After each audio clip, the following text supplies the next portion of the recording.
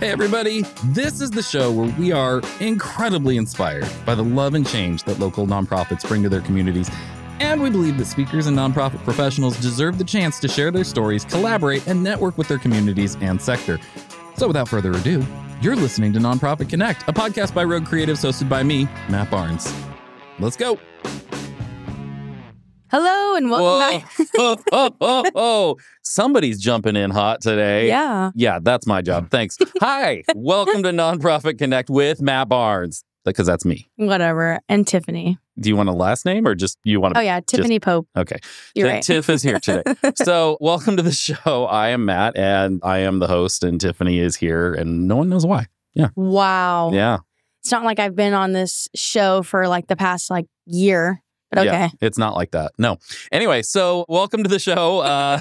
This is a podcast that we've got for you if you are in the nonprofit space or interested in nonprofits. We are just wanting to, as the title so cleverly says, connect nonprofits. Yeah. So good. I know, right? It's like a masterpiece. It really is. It's so good. Really well thought out. So Nonprofit iconic. Connect. You know, you actually have good ideas sometimes. Occasionally it does happen. Yeah. Occasionally I have a good idea. So Nonprofit Connect, and we want to hear from people who are doing good in the world and let you hear from them and learn from them and maybe connect you with somebody too. Yeah. Maybe I love that. maybe make a nonprofit connection. Ooh. Maybe make a love connection. Okay. Have you met anybody through the podcast yet, Tiff? No, I have not. No. Not in the dating All right. world. Well, so. Today we have Tiffany here, and she is single. And listeners, if you're interested, call. No, just kidding. You call my number. He gives out my number. That's crazy. Exactly. But that's not why we're here. No, that's not why we're That's here. absolutely not why we're here. So far from why we're here. Exactly. Okay. Well, I think we've bantered enough. Yeah, I feel like we have. All right, let's get to it. So we've got a guest today she's really awesome. I really enjoyed interviewing her. Maria Rio. She's the founder and CEO of Further Together up there in Toronto, our neighbors to the north. Wow. Like Toronto, Canada, right? Yes, That's Toronto, Canada. I just flew into there. Well, congratulations. Wow. You're basically Canadian now. Basically. If you had a layover in Toronto, you're basically Canadian. I mean, now. I'm sure Maria wouldn't be offended by that at all. Yeah, you're right. Yeah. All right. Canada, America's top hat. Air Canada was the best flight, the best plane, like all around. Yeah, best service, best plane. This is very on topic. Yeah. Yeah. You're right. Okay. So she's the CEO of Further Together in Toronto. And basically she helps nonprofits figure out their fundraising mission and extending their reach and fundraising strategy, which is the kind of hardest, suckiest part of running a nonprofit, is asking people for money and figuring out how to do that in the most effective ways. And she had a lot of great insights. I really enjoyed talking to her. So we will be right back after this with Maria Rio from Further Together. Wow. Bye-bye. I love that. Bye-bye.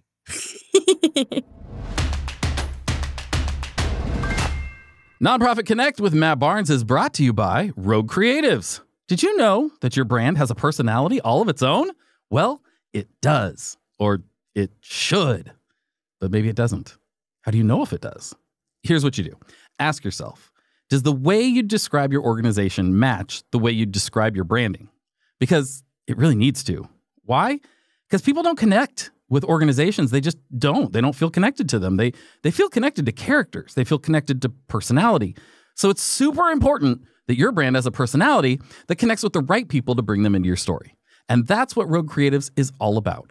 We've developed our very own process called the Strategic Storytelling Framework to define your brand personality and create a brand foundation that will make sure your organization has that main character energy that connects with others and pulls them right into your story.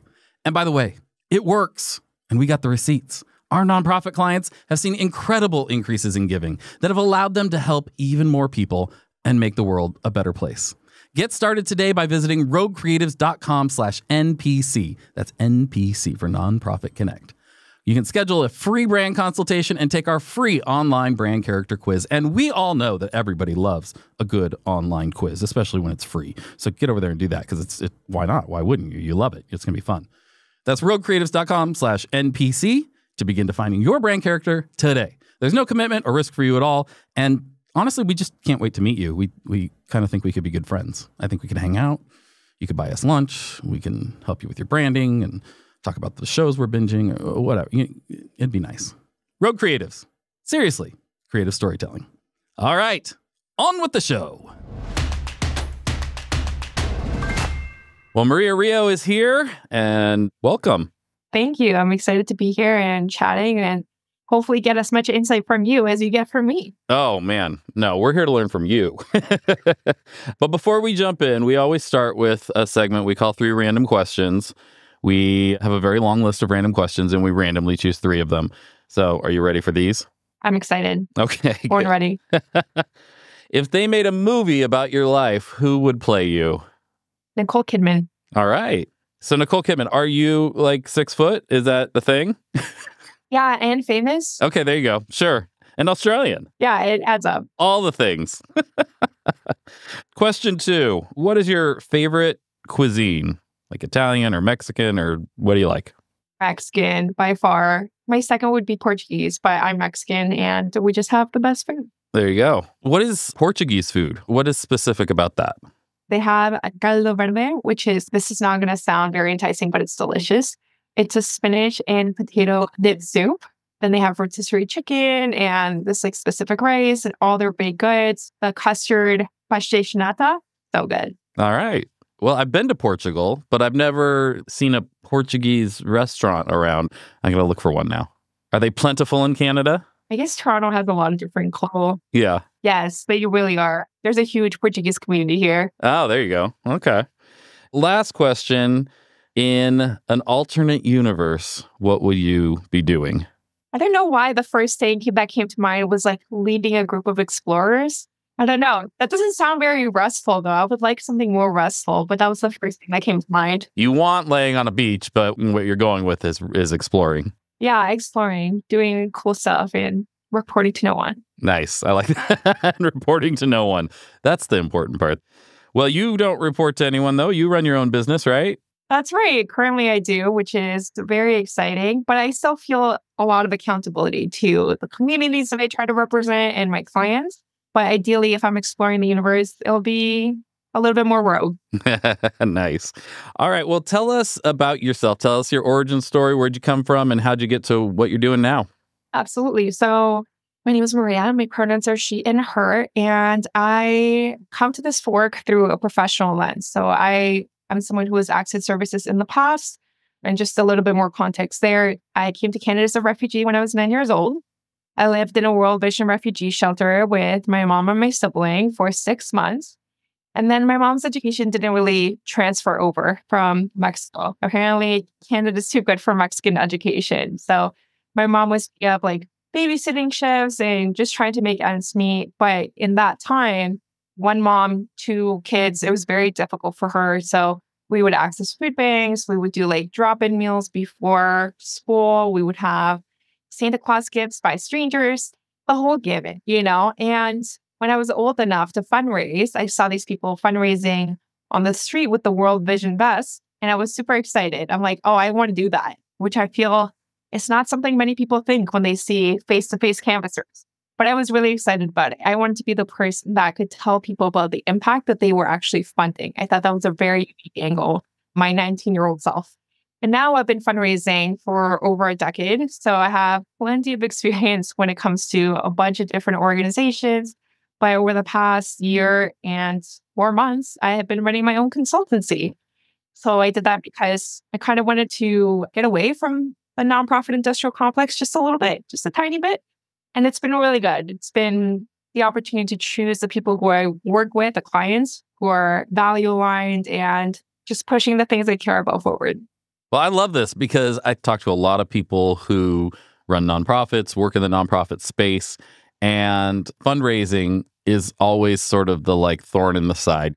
It's the hard one. It's okay, you got to find somebody who actually seems to maybe like doing it, which a lot of people don't. Asking for money is not something people tend to enjoy.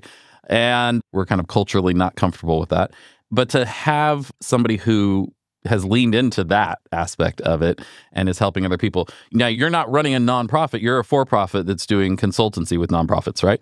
That's correct. Okay. And it's called Further Together, and you're in Toronto. Do you work with clients mostly in Toronto or worldwide? I work with clients mostly in Canada and the States because I feel like I understand the issues the most. But I do have people reached out to me from Uganda or Nigeria, and they're like, hey, you want to help me set up my nonprofit? And I'm like, I have not the first clue of how it would be helped you. But when it comes to Canadian, the landscape is just so familiar at this point. And American, like I've been learning a lot more.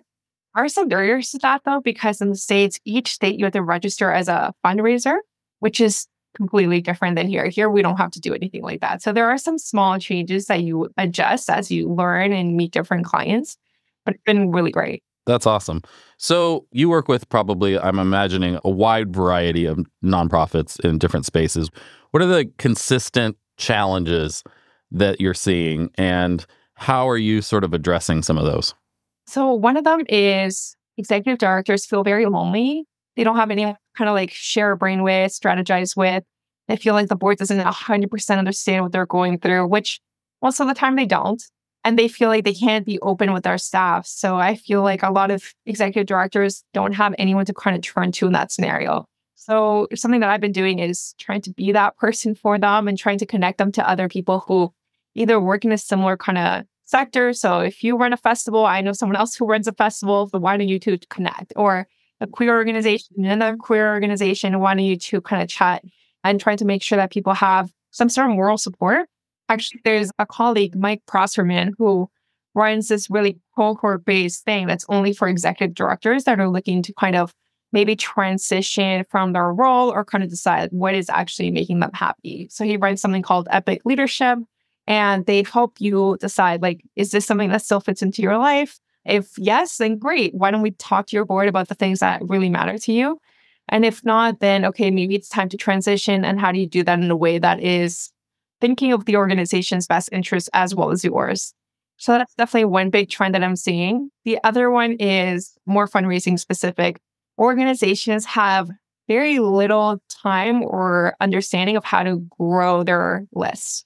So we're seeing a lot of scarcity mindset around like donor attrition, and people are making smaller gifts and people are not giving as much or not giving their time as much either. So it's very difficult to engage. But they don't have a plan of how to actually grow their email list. They don't have a plan of, okay, now that I brought someone to the event, now what? So I have seen that that is kind of a growing barrier for a lot of nonprofits, like not having that plan. And then the third one is not having the time to plan. So everybody's run off their feet, which is typical nonprofit life. But I don't know. I just wish that people would take the time to like shut down their operations for one day every year to work collaboratively with their staff to actually say like, okay, what are the things that are working? What are the things that are not working? And there's like this like martyrdom in nonprofit of like, no, I can never shut down for one day, but it's a small thing that is the long-term sustainability of your organization. I've worked with a lot of startup type nonprofits, and setting those foundations early can make a huge difference of the strategies and setting the goals so that you can hire correctly and kind of plan accordingly. But so many don't. One of the challenges I see is so many people, they see a need and they go, oh, I'm going to start a nonprofit. And they don't really think that through. And I'm always telling people, start a nonprofit that's harder than a business. You're doing your thing, but then you also have to do fundraising and you also have to all the compliance stuff and all that. There's a lot there. Starting a nonprofit is not just a like, oh yeah, I'll just do that. Because there's a lot more to it. And something that I find interesting is because I've been in my business, my for-profit business over the past year, like I've been able to see some of the mistakes that nonprofits make while they're trying to scale and grow. Because now I'm fully responsible for scaling and growing my own business. So how do I do that without an accountant or without someone who is reviewing an employment agreement? Like you cannot do it alone. So just have those things in place before you look to expand the program or before you look to do this whole new initiative or fundraising event. Like having these pieces together first, I think is so important, but it's the step that usually comes after you've already envisioned and started actually the program. For example, you don't have the financials for the next 2 years planned out. Yeah. You talk a lot about community-centric fundraising. What does that mean? What does that look like? And how have you been leading nonprofits toward that? So community-centric fundraising is exactly what it sounds like. You send to the community. But if you're not very familiar with fundraising, that might not be something that you feel is not already being done. So usually nonprofits have fundraising in a way that really centers the donor, so not the community. They cater to the donor in as many ways as possible by naming buildings after them, giving them tours, shelters, feeding them fancy meals, sending them flowers and Christmas gifts, like just really making sure that the donor feels kind of like a celebrity, I guess. Not, I have to say like a hero, because they're not deeply involved in the understanding of the systemic issues and that kind of stuff, but definitely like a celebrity, like really, really special and catered to, which personally, I feel like the donors that I have been thankfully working with don't want that. They're actually looking for a real partnership, and they want to be more involved in solving the issue. So they want to be considered more than just a bank or a supporter without actually being a partner. So that's something that I found very nice when I've been doing community-centric fundraising. And I actually started my community-centric fundraising journey while I was working at a $5 million organization, which provided emergency food access services. So this organization did a lot of their fundraising through events. And some of them were really fancy events, like a gala. And for me, with my lived experience, I was saying, hey, like a ticket price of like $300 is a lot. When I was food insecure, would never even consider that as something that's a viable option. So this event by design is not accessible to our service users. And it makes it kind of elitist, which when I started talking to donors, they had also been thinking that as well. They're like, why am I enjoying this like really fancy, expensive, the chef made it right in front of me meal when this is for a food bank? There's kind of like a dissonance there. So I'm not saying don't do galas. They may be totally appropriate for your specific community. But for this one, there was a dissonance that was actually already being caught on to by the donors. So we moved away from events. We moved towards more of a partnership model where we engage them every step of the way. And when we really looked at what our community members were looking for when it came to policy changes, we were able to bring those to the donor to more deeply inform them and deepen that relationship in a way that was less transactional than events. So there's a lot of ways to implement it, and not each of the 10 principles will apply the same way to each organization because you each have a different community. So it's a really interesting approach to it, and it's something that I've really enjoyed, especially with my clients and with when I've done speaking or anything like that, working through some of the things that are not community-centric. So another example, it's not super community-centric to go to an organization and be like, hey, can you find me this like racialized kid to hold the check and smile? Because obviously that person is a person that you're portraying in some sort of way. They have feelings. They don't like being used as a prop. But if your organization is all about supporting animals and you have a dog do that, the dog's not going to care. There's no like notions about dogs that are needing bills paid or covered for. So there's those kind of like considerations that you need to have when you are measuring what is the right community-centric fundraising approach for your organization. Well, yeah, and we do, we work with a lot of nonprofits doing marketing and storytelling and really trying to change that tide toward ethical storytelling and not exploiting and giving that power back to the clients. And it's challenging because people are like, well, no, but this is what we expect. We expect the sob story or whatever, which aside from the ethics, I mean, that should be enough. But just think about logically, people know that the world sucks. Like if we're just hitting them over the head with that over and over again, you're just reminding them of the problem. What we want to catch people in the solution, like the excitement of what's happening. And that gets people to come along for the ride and like actually join. And so I think what you're saying and is interesting to me is even taking that a step further into how we do our events, how we do our fundraising, and really like how do we catch people into this thing. But also just honestly, when you said that about the $300 ticket for the gala, I've been to plenty of those and I've never once thought about the people that are being served wouldn't be able to come to this. But you're right. And why not? If part of the goal is to show the humanity and break down the barriers between the haves and the have-nots, then is that really helping? It's like it's building community, but for who? Who are you purposely excluding, and how does that align with what you're here to do? That's so interesting. I love this. One of my favorite things doing this podcast has been just the challenging ways that some of the different guests have brought different perspectives for me and for our listeners. And I will say that most of the most challenging ones have come from Canada. I don't know what that's all about. You guys up there are doing something right. We're trying our best. But I wanted to go to something with the storytelling because well, most of the time you see small nonprofits try to mimic what big nonprofits are doing. So 20, 30 years ago, World Vision, Plan, they were all doing the whole, look at this poor child that is actually in crisis. Like, look at them. You should donate, like really pulling on the guilt and really hoping people would give. And we know people give, which is great. So you got the gift, congrats. But actually that donor will not stay around for as long as if you had empowered them. So that's why now you see these huge organizations that share their story in a completely different way than they did 20, 30 years ago, because that's what works. So now we have like better research on what is working. And it's not about telling a sob story. It's about showing the impact. Like, my donation will result in this child going to school and the kid is smiling and the kid is healthy. Like, it's not just look how horrible it is, because also doesn't that make you question the ethics of a nonprofit that's willing to film a kid in crisis? But actually, if you empower them to make a donation, they're going to stick around for much longer than if you guilt them into it, which is something that's so interesting. But I feel like smaller nonprofits haven't adapted to yet. Definitely. It's one of the first things when I meet with a new client that I say is, if you lead with the sob story, which is ethics aside, you might get a one-time $20 to make my guilt feel better so I can leave and feel okay about it, instead of catching them into the story of what you're doing, where they want to be a part of it and really see how their investment in what you're doing turns out and the outcome of that. And then you get a cycle of reinvestment there too.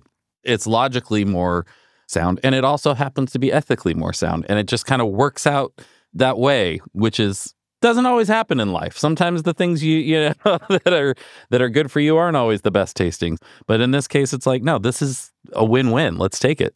Yeah. And it's such an easy way to start applying like your own values to your fundraising communications work. So if your board is a barrier to something like a gala and having to change that, and it's not community-centric for your organization, there's so many other ways that you can apply your own values to your work. So making sure that a community member would not be completely distraught, like seeing their image or their story being told in that way, is one very powerful thing to do. Yeah. You mentioned something about 8 or 10 pillars. What's that from? So community-centric fundraising was founded by a group of fundraisers in Seattle and Bromley, who all know. But they came up with a group of 10 principles, and they kind of guide the parameters of CCF. So, for example, fundraising must be grounded in race, equity, and social justice. Or individual organizational missions are not as important as the collective community. Nonprofits are generous with and mutually supportive of one another. All who engage in strengthening the community are equally valued, whether volunteer, staff, donor, or board member. So there's 6 others, but each one can be applied in a different manner depending on your community and the kind of people that you have available. So, for example, all who engage in strengthening the community are equally valued, whether volunteer, staff, donor, or board member. How are you stewarding your volunteers? Are you? They should be. They're donating so much time. And same thing with your staff. Are you treating your staff well? Because why are you saying that you value human dignity and a good quality of life and X, Y, and Z while also terrifying and terrorizing your staff every single day?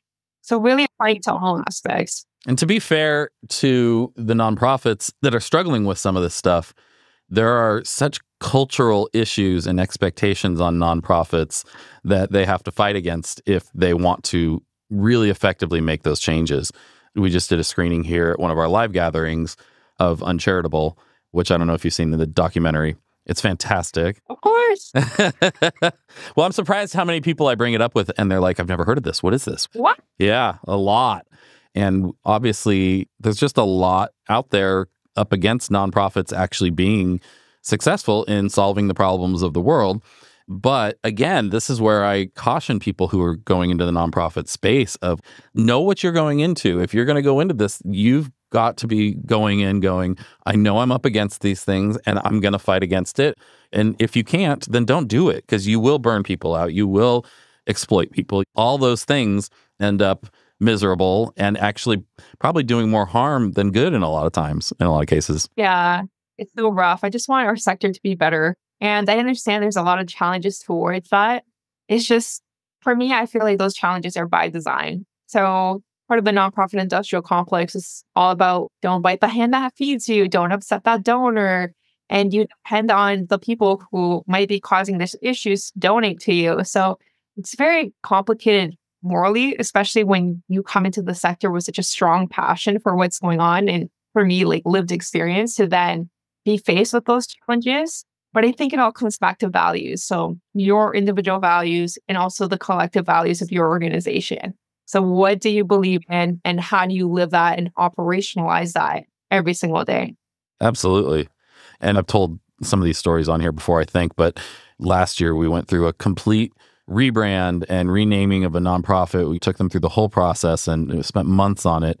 Their biggest donor found out about it and said, if you change the name of the organization, I'm pulling my funding.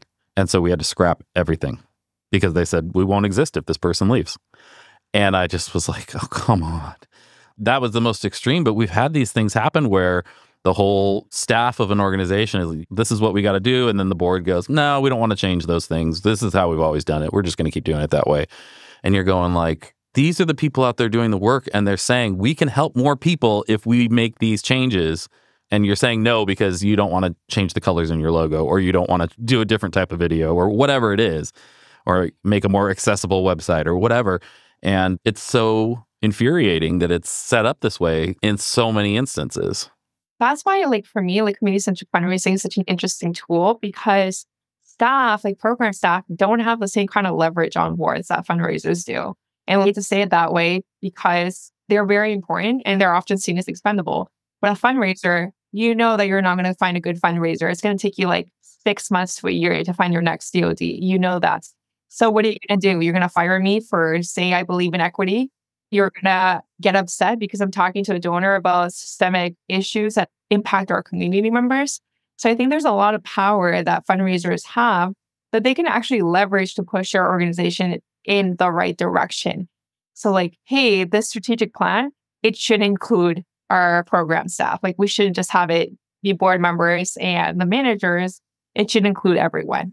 Or, hey, we have this $200,000 grant. I'm going to tie it to this initiative that is all about DEI work in our organization. So now we have to spend $200,000 doing that. So you have the ability to kind of hold the purse strings. Absolutely. I'm curious to get your opinion on this. One of the things that I've been sharing a lot lately with our clients and with just people at the Nonprofit Connect events is the idea of, for so long, we've talked about you're investing in the life of a child, you're investing in the life, and instead they're not. They're investing in you to go and solve a problem. And I actually think that's more compelling and the story, but a lot of people are very hesitant to that because they don't want to make it about themselves. But if we are to address some of the issues in Uncharitable and that are happening, setting the nonprofits up as experts out in the world solving problems, and when you're investing your fund, you're investing in them to go and solve these problems, also frees them. It changes the whole mindset of it and the way that the story is told. And it doesn't have to be about a lack of humility or egocentrism or any of that kind of stuff. It's the same way you would in any business, any company, anybody who's out there trying to solve a problem. Like you invest in it because you want to see them go and solve that. And that's what nonprofits need to be empowered to do, to make the decisions, to figure it out, to screw up, to make mistakes and try things that don't work and learn from that and do better, But a lot of people are resistant to that. What do you think about that kind of messaging? I've actually thought about this a lot recently. And I am of the mind that nonprofits want to both be corporate and a grassroots movement. And they're doing neither right. You have to kind of like really buy into one of those. So if it's going to be grassroots, you're not petitioning and protesting, like speaking out against like whatever is affecting your community members, like whether that's corporations or whatever. But you risk funding, you risk all these other things, but you're running as a very values-aligned organization or group of people, peer support. But on the other hand, if you're going to run corporate, which we like to say that we don't, but we also like to adapt as many of those things as possible, then your HR needs to work. You got to be able to get rid of toxic board members, toxic leaders. You got to be able to measure the impact of an initiative, which why do you not do that for your programs or your fundraising, and make decisions based on data, which now we don't really do as a sector. So we're trying to do the corporate thing and the grassroots thing, and those don't go together. You really have to pick a lane. And either lane might be completely fine based on your community and what you're seeking to achieve, but you can't stay kind of lukewarm about it. Yeah, I love that. Just to kind of wrap things up, if there's one piece of advice you could give to nonprofits out there right now who are struggling with all of these things, what would it be? My first piece of advice would be to really try to gauge what your organizational values are. So there's a lot of really interesting exercises that you can do to do this. So maybe get a list of 20 values and then start crossing them off until you have your top 3. So like, do you value health and wellness more than you value equity? And why is that? So really having to choose, like, how are you going to run the organization when push comes to shove? So that's one way to do it. And another one I learned in CBT in therapy is called the hot thought exercise. So where you have like a thought that you are really attached to. So we have to have a gala this year. Question it. Like, why is that? Because if we don't, people won't donate. Why do you think that? Because we haven't engaged them in another way, because they don't care about us. So really chasing down those core beliefs using that hot thought exercise that I just quickly went over, and then seeing like, is this what I want the core belief of my organization to reflect? So it's a little bit backwards exercise. Yeah, but you're getting to the root of what you believe and not the symptom. So the symptom is we have to have a gala because we've always had a gala, but okay, why? And then you go back to that. In therapy, it's like, yeah, that makes sense. But organizationally, people don't stop to do that and think about that. What is the why behind your thing? And it's often much deeper than you think it is. Yeah. And it could be like, because it raises millions of dollars. And okay, great. So why is that important to us? All these like deeper layers of the things that we do day to day that we never really consider. And I think the first thing that you need to do to kind of decide whether you're going to be more corporate, be more CCF, be more grassroots, get rid of this leader, hire this person, like, all of that is values-based. And if you don't know what your values are, then how are you going to make any of these decisions? I love it. So good. All right. We close with a few questions to kind of wrap things up. You have a podcast, and so I'm going to tweak this one a little bit. Normally I ask, who do you think we should have on our podcast next? Who have you had on your podcast that you think I should have on this podcast as well? There's so many lovely people that I've had on my podcast. So I already talked about Mike Prosserman. He was one of the first people that I interviewed for my podcast. Amazing person. Michelle Okur, she is someone based out of Alberta who works with organizations looking to improve their DEI efforts. And Madeline from Out on Screen has been working on really interesting fundraising stuff there. So I just released an episode with her on this fundraising for a last show that they did with QR codes that said, "Scan me, daddy." So it's just really different and really exciting. It's perfect. But yes, those are 3 people who I've really enjoyed talking to, and I think you would love them as well. Awesome. And what's the name of your podcast so that everybody can go check that out as well? It's a small nonprofit. Nice. Obviously, listen to this first and then go listen to her podcast. Who inspires you most in the nonprofit world? Who would you want to take to lunch? I'm so lucky that the people that inspire me, I'm actually able to connect with relatively often. But there's 2 people who I really, really always look up to. One of them is Cindy Wegman, of course, who is amazing. She started the Fractional Fundraising Academy. She actually was a person who helped me start my business, which I'm so thankful for because there's so many issues that this has helped me kind of address. And the other one is Lacey from Balance Good. So Lacey started her business based on the idea that parents should be treated as people. So for people who are becoming pregnant and what is my role going to look like? Or do I have a job on the way back? Is this person going to completely screw up my role in the next 6 to 18 months? Canada, we have a little bit longer here. So both of them, I think, are so innovative and such superstars running their own businesses in a way that is very inclusive and so smart. So those are my 2 favorite people right now. Love it. And finally, what brings you the most joy in what you do?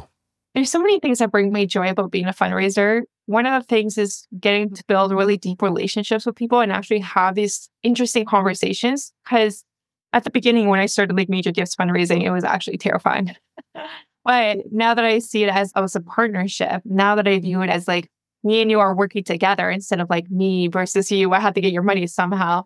Now that I see it that way, I've been able to really engage with people on topics like their family's wealth and how they view it, and planned giving, how they view their own life and death. It's just such deep conversations that you don't usually get to have with people who are kind of strangers. You don't get to just jump in and build a really deep relationship with people that you work with in a lot of ways. So I have found that very rewarding, and seeing people's mind change and like light up when they actually have the verbiage to say like, oh, that's why I felt gross about that. So that has been really nice. Awesome. Well, Maria, thank you so much for being here. It does not surprise me that you say that so many things bring you joy, because you are clearly a person who radiates joy. You just really love in everything you're doing, and I love the passion that you have for it. Let the listeners know where they can find you and find more info, because they all need to go hire you. Thank you so much. Okay, so I'm the host of the Small Nonprofit. So if you want to keep listening to my voice forever and ever, you can find me there. If you would like to connect on LinkedIn, Maria Rio, RIO, it'll be in the show notes, I assume.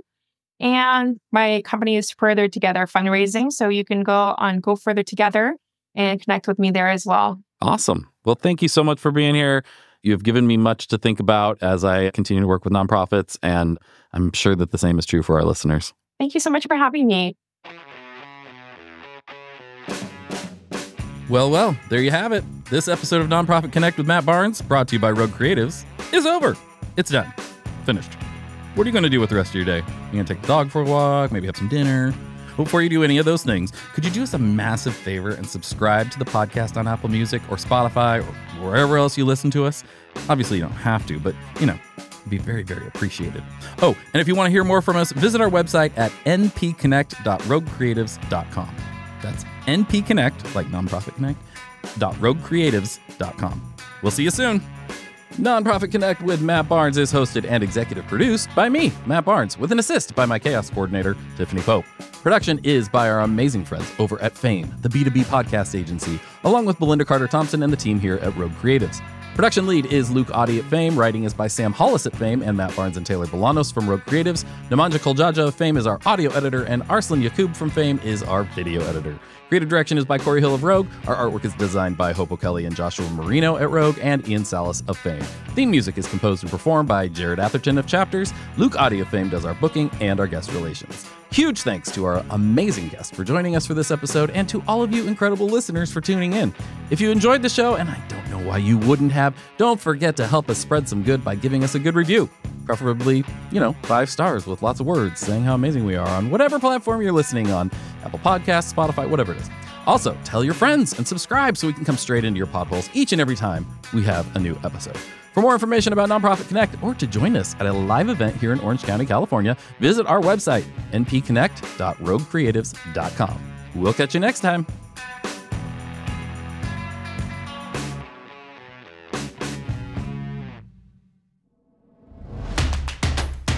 This has been a Rogue Creatives production.